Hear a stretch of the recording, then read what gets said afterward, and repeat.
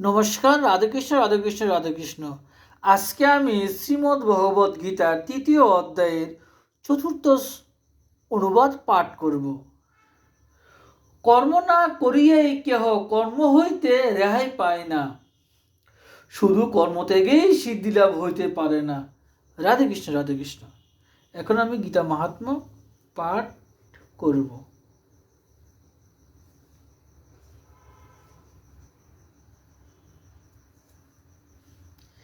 যে গীতা পাঠ করিয়া গীতার মাহাত্ম্য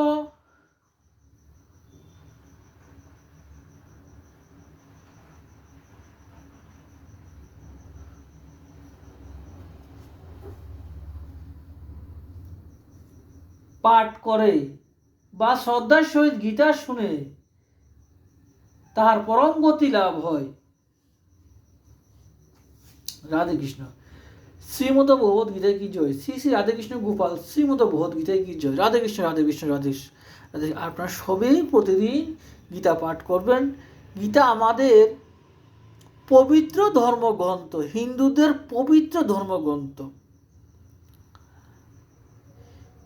গীতার গানে ভগবান শ্রীকৃষ্ণ ত্রিভুবন পালন করে। গীতা হলো শ্রীকৃষ্ণের হৃদয়। গীতা যেখানে থাকে সেখানে শ্রীকৃষ্ণ রাধাকে নিয়ে মনের আনন্দে বাস করে। যে গীতা গ্রন্থ নিত্য পাঠ করে তাহার প্রয়াগ সব তীর্থই হয়ে যায়। গীতা হলো শ্রীকৃষ্ণের পরম গুরু। রাধেকৃষ্ণ রাধেকৃষ্ণ।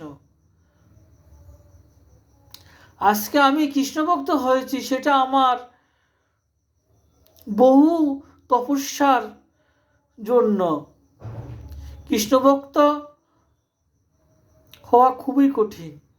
আজকে আমি গীতা পাঠ করতে পারছি, সেটা আমার শ্রী শ্রী রাধাকৃষ্ণ গোপাল শ্রীমদ ভগবত গীতার পরম দয়া হয়েছে।